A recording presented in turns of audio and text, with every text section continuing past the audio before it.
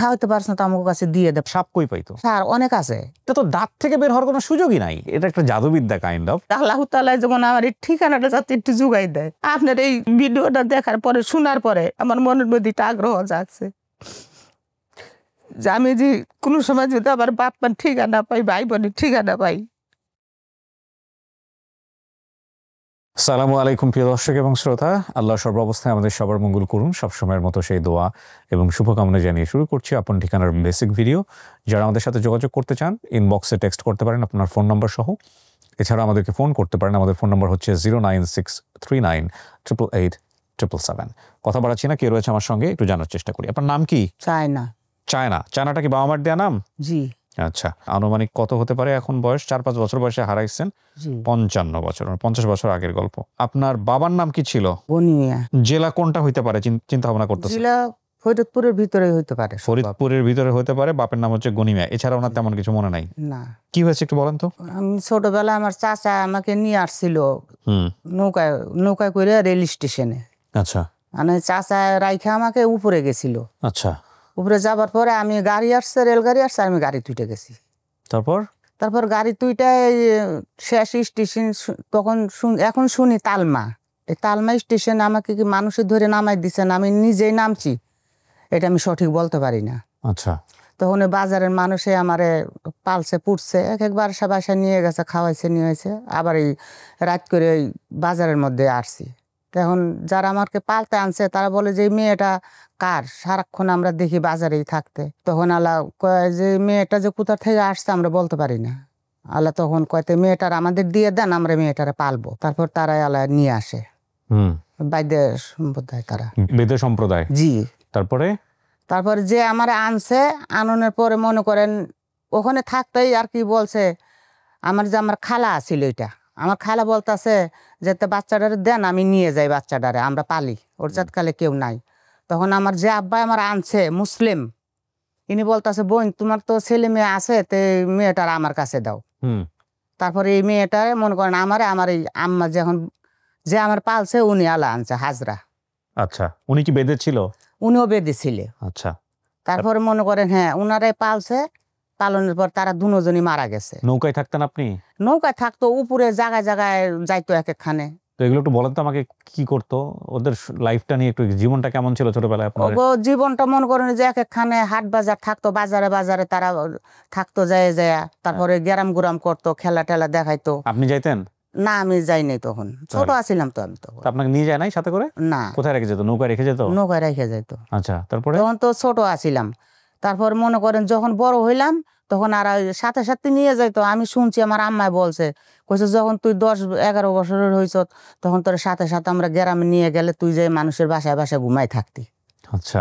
মাথা কাপড় চুপড় দিয়া, গৃহস্থর মাইয়ের মতো তুই মাথায় কাপড় চুপড় দিয়ে যে একখানে যে চুপ করে বসে থাকতি, কি মানুষের বাসায় যে ঘুমাই থাকতি। আমার কাজ আমি করতাম, তারপরে তোমার ডাক দিয়ে ঘুমের থেকে উঠাইতাম। কাজ বলতে কি তাবিজ বিক্রি? হ্যাঁ, এগুলা করতো। সিঙ্গা লাগাইতো। সিঙ্গা লাগাইতো? জি। সিঙ্গা লাগানো পারেন আপনি? না আমি পারিনি এগুলা। এই সিঙ্গা মানে কি? ওই যে গরুর শিং? গরুর শিং, এটা দিয়ে ওই যে মানুষের বাত টাত হয় এগুলা আর কি চিকিৎসা করে। কাপিং থিওরি, কাপিং যেটাকে বলে, এটা ওই যে আপনারা জানবেন হয়তো বা এই হিজামাও বলে অনেক সময়। It's a kind of thing, similarity আছে। এটা মনে করেন আরবি ভাষায় ওই যে এখন বলতে পারি আরবি ভাষায় এগুলা বলে হিজামা নাকি এগুলা। হ্যাঁ হ্যাঁ হ্যাঁ, এটা তো অনেক প্রাচীন চিকিৎসা কিন্তু। হ্যাঁ। কিন্তু এই ওনারা যেটা করে সেটা আবার অন্য টাইপের। ওই যে সিঙ্গার মধ্যে একটু আগুন দিয়া ভ্যাকুম করে ফেলে হবে, চাপ দিয়ে।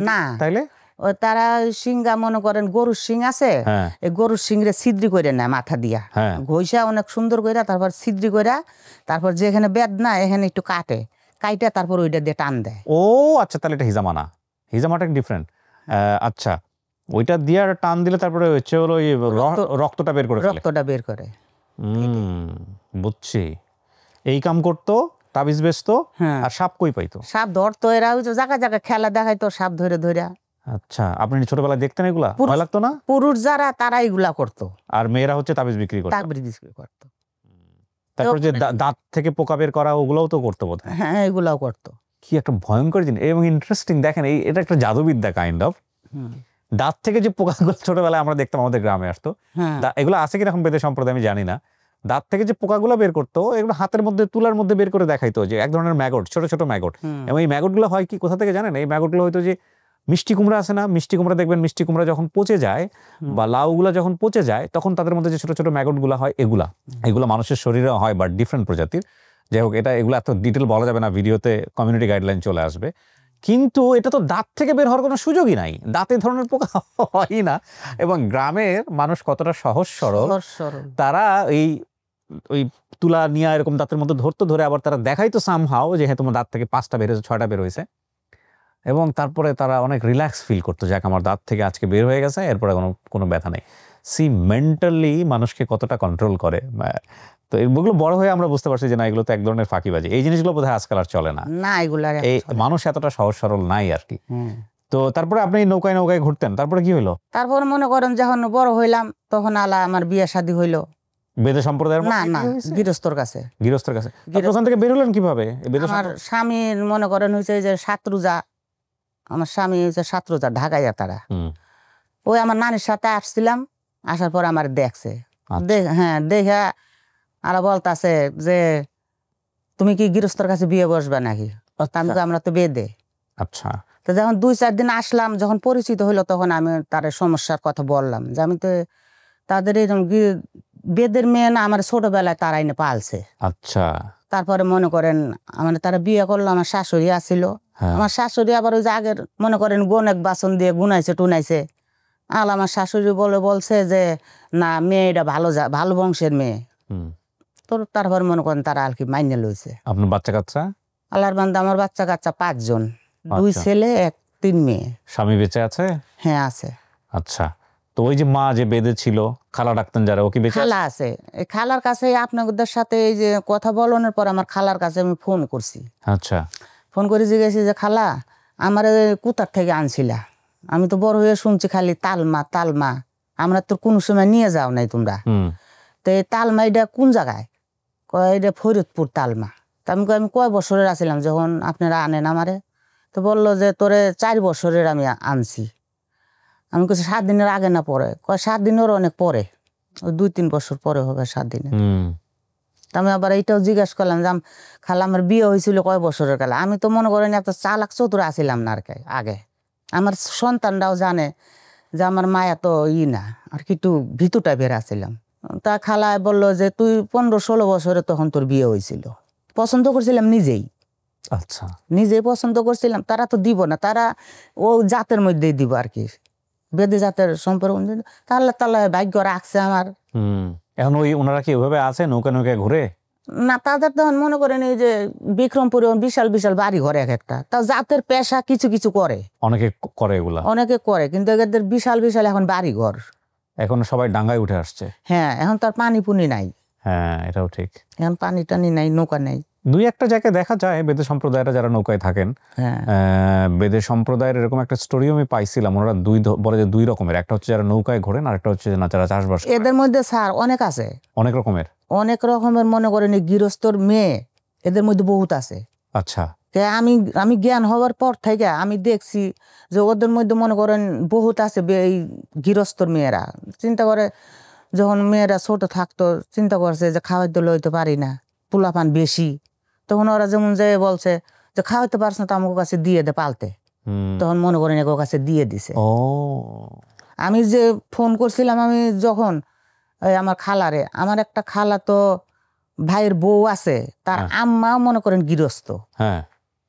আমার বলতাছে যে আপা আমরাও না আমার মামার বাড়ির অনেক সম্পদ পাইছি। আমি সম্পদ দিয়ে কি করুম, আমার তো সম্পদের দরকার নাই, আমি চাই আল্লাহ তাআলা যেমন আমার একটু আমার ঠিকানাটা যাতে একটু জোগাই দেয়, আমি এইটুকু আশা করি। কিন্তু আমি আগে আশা করি নাই, আপনার এই ভিডিওটা দেখার পরে শোনার পরে আমার মনের মধ্যে একটা আগ্রহ জাগছে যে আমি যে কোনো সময় যদি আমার বাপ মার ঠিকানা পাই, ভাই বোনের ঠিকানা পাই। তো আপনি কাউরে দেখলে কি চিনবেন? এত ছোটবেলায় হারাইছেন। আমার খেয়াল আছে এটা যে আমার বাপে আছিল আমার মতো, আমার থেকে উঁচা লম্বা ছিল আমার বাবাই। আমার বাবার রং আছিল কালো, আমার মতো চেহারা ছিল, আর আমার বাবার এই মাঝখানে একটু দাগ আছিল সাদা, ঠোঁটের। হ্যাঁ একটু সাদা মাঝখানে দাগ আছিল। আর আমার ভাই বোন ছোট আছিল, দুইজন হইব, 2-3 জনের মতো আমার ছোট ছোট ভাই বোন আছিল। গ্রাম দেশে মনে করেন বছরের দেখা যায় এই মাথায় একজন হয়, ওই মাথায় একজন হয়। এখন বুঝতে পারি এইগুলা, মা হন এখন বুঝতে পারি এইসব, যে বছরের এই মাথা ওই মাসে আমার ছোট ছোট ভাই বোন আছিল।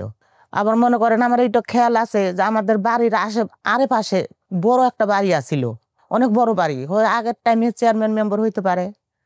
বিরাট মনে করেন উপর দিয়ে 3 সেট আছিল, আর নিচে সব জমিন পাকা, 4-5টা ঘর আছিল উঁচা উঁচা। তা আমি ওই বাড়ির পিছন সাইড দিয়ে এই বাসায় আসতাম, আবার এখান দিয়ে যাইতাম, আমি কই যাইতাম এইটা আমার খেয়াল থাকতো না। 2-1 স্টেশন হয়ে এদিক ওদিক হবে, বেশি দূর তো তালমা। জি, আমি তালমা যে নামছি, এখন উঠছি যে কোন স্টেশন এটা আমি বলতে পারি না। তাওয়াক্কাল তু আলাল্লাহ। প্রিয় দর্শক এবং শ্রোতা, চলেন আমরা চেষ্টা করি ফরিদপুরের যতগুলো গ্রুপ আছে ফেসবুকে, সবগুলো গ্রুপে একটু শেয়ার করেন এবং দেখেন যে এমনও হতে পারে যে ওনার পরিবারের কেউ না কেউ হয়তো বা অপেক্ষায় আছেন এই বোনটাকে পাওয়ার জন্য বা ভাইটাকে পাওয়ার জন্য। সো একটু চেষ্টা করি সবাই মিলে। আমরা একটা ভালো সংবাদের প্রত্যাশা আমরা শেষ করছি। সালামু আলাইকুম।